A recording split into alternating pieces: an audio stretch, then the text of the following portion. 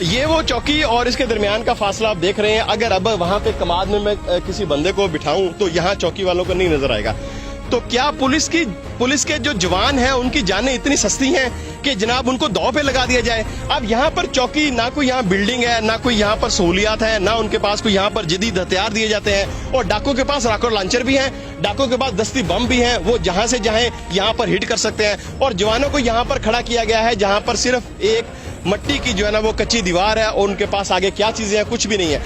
ڈاکو تین اطراف سے حملہ کرتے ہیں، راکٹ لانچر ہے، دستی بم ہے. آپ کیسے تصور کر سکتے ہیں کہ وہ پولیس کے جوان جن کے پاس صرف گنز ہیں وہ ان کا مقابلہ کر سکیں گے؟ اور یہ کماد اتنا بڑا ہے کہ یہاں پر فائرنگ کرنا تو دور کی بات ہے، یہاں پر بندے کو ٹریس نہیں کر سکتے کہ وہ بندہ کماد کے اندر بیٹھ جائے. تو یہ صورتحال ہے یہاں. آئی جی پنجاب صاحب آپ دیکھ رہے ہیں، کیا آپ کے جوان جو ہیں شہید ہوئے ان کی جانیں اتنی سستی ہیں کہ اس کو بغیر پلاننگ کے، بغیر کسی اسٹریٹجی کے اور بغیر کسی انتظامات کے ان کو یہاں پر مٹی کی دیواروں کے سامنے کھڑا کر دیا جاتا ہے کہ آپ کھڑے ہو جائیں؟ یہاں پر ماسکا کے اندر 12 پولیس اہلکار شہید ہوئے، بہت بڑا سانحہ تھا، بڑا دکھ ہوا. ہم نے سوچا کہ پولیس کو ایسا کارنامہ، پولیس کو ایسی اسٹریٹجی بنائے گی کہ دوبارہ ایسا اتنا بڑا سانحہ نہ ہو.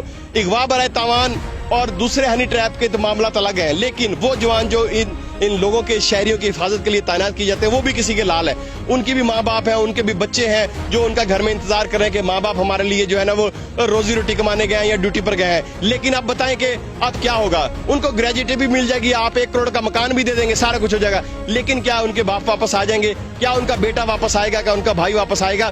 یہ ہمیں سمجھ نہیں آ رہی کہ اس چوکی کے اندر کون سے ایسے حفاظتی انتظامات تھے کہ جہاں پر پولیس جوان کھڑے کیے اور اس کے بعد جو ہے ان کو ڈاکو نے شہید کر دیا. یہاں پر اگر پکی پکٹس ہوتی، ان کی ہائٹس ہوتی، یہاں پر کوئی حفاظتی انتظامات کیے جاتے ایسے کہ اگر کوئی راکٹ لانچر یا کوئی ایسی دستی بم مارا جاتا تو ان کو جو ہے نا وہ کنٹرول کیا جاتا. اس کے باوجود جو ہے یہاں پر کوئی ایسا انتظامات نہیں تھا.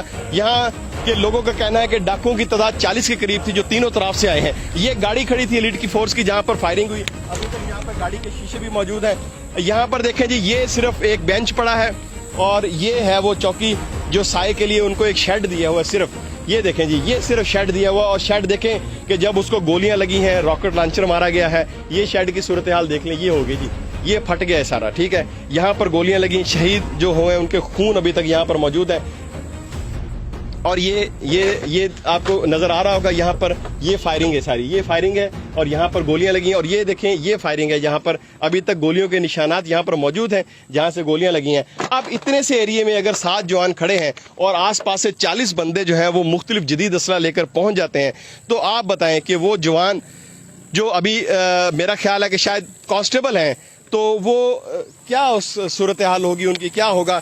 انتہائی افسردہ ہے. صادق آباد کی فضا سوگوار ہے، بلکہ پورے پاکستان کی، کہ ہمارے جو جوان جو ہے وہ اس طریقے سے جو ہے نا وہ بے دردی سے شہید کر دیے جاتے ہیں. لیکن پولیس کے پاس بچڑ بھی ہے، پولیس کے پاس سارا کچھ ہے.